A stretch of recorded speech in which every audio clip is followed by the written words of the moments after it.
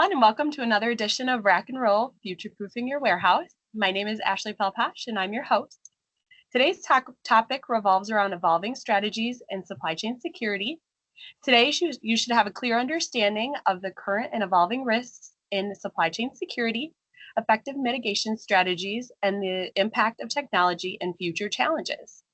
My guest today is Danny Ramon, Director of Intelligence and LE Connect from Overhaul. Welcome, Danny. How are you today? I'm doing great. Thank you very much for having me on, Ashley. Yeah, thanks for hopping on. If you'd like to take a moment and introduce yourself, then we'll dive into our discussion. Sure. So for those of you who don't know me, my name's Danny Ramon. I am the Director of Intelligence and LE Connect at Overhaul. And I've been studying cargo thefts and supply chain disruptions and really anything that affects supply chain security or the flow of cargo through the global supply chain for about the last 12 or 13 years now. So, yeah. Great. I'm really excited to dive into this. This is not something I'm familiar with, so I feel like I'm going to be learning today with the audience. So, what are the most significant current risks to supply chain security, and how have these evolved in the recent years? So it's going to be kind of a blanket answer, right? But disruptions are really going to be the number one current significant risk. And it does sound like a cop-out answer. But without having insight into somebody's individual supply chain, it's really impossible to provide a specific answer. There's no silver bullet that's going to cure supply chain risk for all supply chains. And there's also no singular specific threat that applies to all supply chains equally, right? There's a myriad of factors that push and pull on the global supply chain, and whatever links your particular supply chain is involved in, I mean, that's really going to depend on what's going to be a priority for you. But if I have to answer that question, right, disruptions, because disruptions can just ripple outwards, and like dominoes can just start causing things to start falling all over the place. Yeah, and that includes people's budgets as well. Yeah, absolutely. So, what proactive measures and strategies does Overhaul recommend when mitigating supply chain risks and preventing theft? Yeah. So again, it's going to be a little bit of a cop-out answer, but because of the same thing, right? There can't be blanket solutions if we can't just have one blanket supply chain, right? Everyone's problems are going to be unique. Everyone's solutions are there going to be therefore be unique. But visibility solutions in place, right? If you don't have visibility solutions in place in your supply chain, you don't even know where you have problems. If you can't even identify where you have problems, you have no chance of hoping to remediate those issues. So one great example of this is a lot of cargo thefts don't even get classified as cargo thefts. They ended up being classified as retail thefts because they don't even get caught or noticed until the product arrives at the retail point of sale, right? So they get miscategorized as retail theft. And this actually happens so frequently that the HSI, the three-letter agency, federal agency, HSI's ORC task force, ORC is Organized Retail Crime Task Force, is including provisions specifically for cargo theft because they recognize how much cargo theft gets miscategorized as retail theft because of the lack of visibility. They just have no idea, where along the supply chain that went missing. They have it inventoried as complete at an origin warehouse or distribution center somewhere, and it, sometime later, months later, weeks later, it gets inventoried at the retail point of sale and finds out that some product is missing, and they're going to write it up as a retail loss. So visibility is crucial to even knowing you have a problem, and that's going to be the first step, is recognizing that problem. Absolutely. Yeah, it's incredible how many hands can get involved in it as well. So, what are the primary risk factors when contributing to supply chain vulnerabilities, and how can companies mitigate these risks effectively? So as technological requirements in the industry advance, they also create vulnerabilities to theft by fraud or deception, right? These strategic thefts, they often exploit tools and systems that are meant to optimize the supply chain, but have left a lot of the smaller companies without the tools needed to fend off the sophisticated cyber and social engineering scams that often compromise carrier and broker identities, right? This leads to fraudulent thefts. It leads to deceptive thefts. What's being referred to across the industry as strategic thefts is a blanket term because there are dozens of methods that can be stacked and swapped and interchanged in order to perform these types of thefts. And a robust layered security program is really the first step to trying to combat those types of thefts.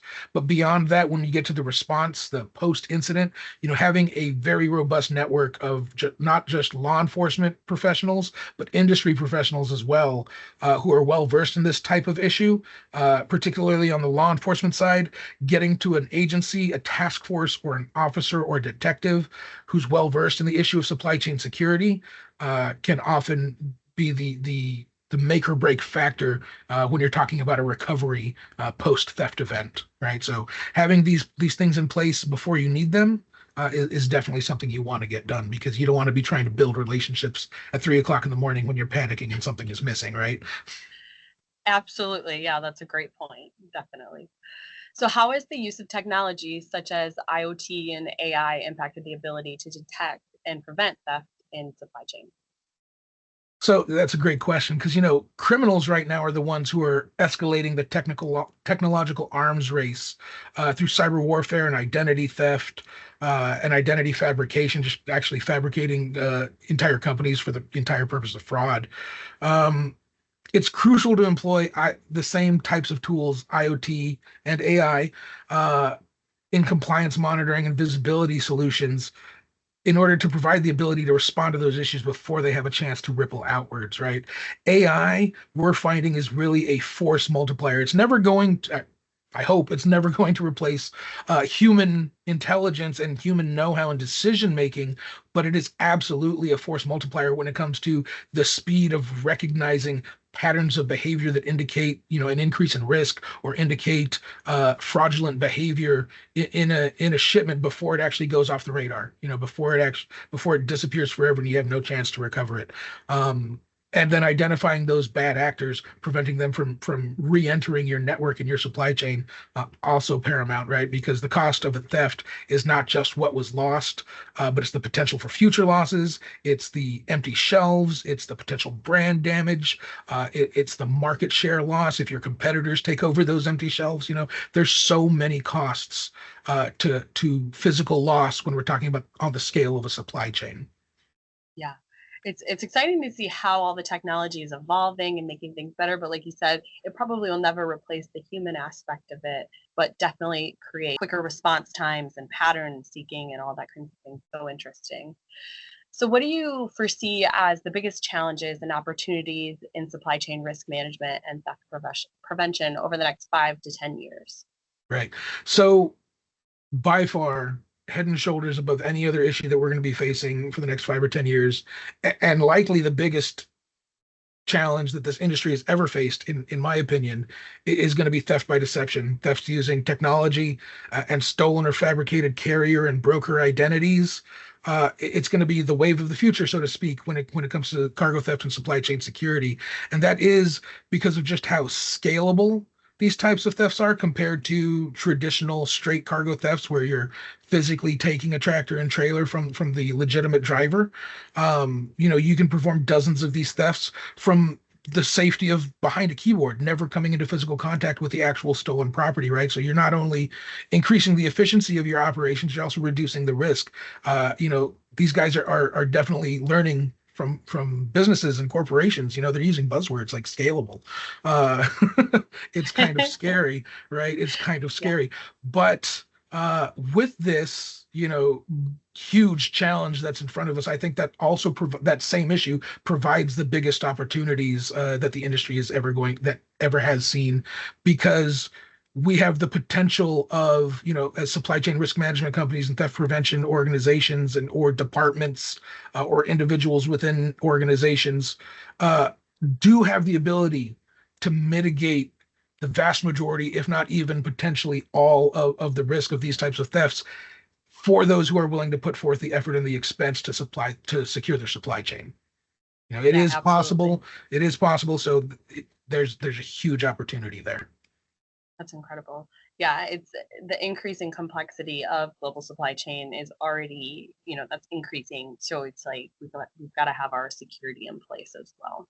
Yeah, absolutely. And I think we've all seen how global supply chain disruptions As I mentioned, being kind of the number one problem facing all supply chains is a blanket issue.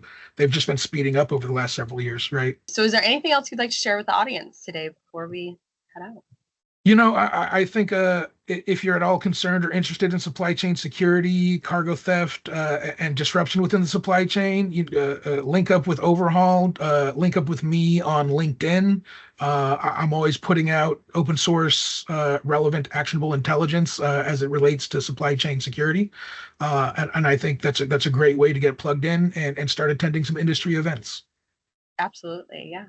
Thank you for sharing your points today, Danny, and thank you to everybody for joining us on this episode of Rack and Roll.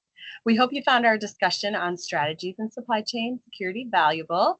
If you have any questions or would like more information, don't hesitate to reach out or contact. Our contact information is provided in this description below. So until next time, take care.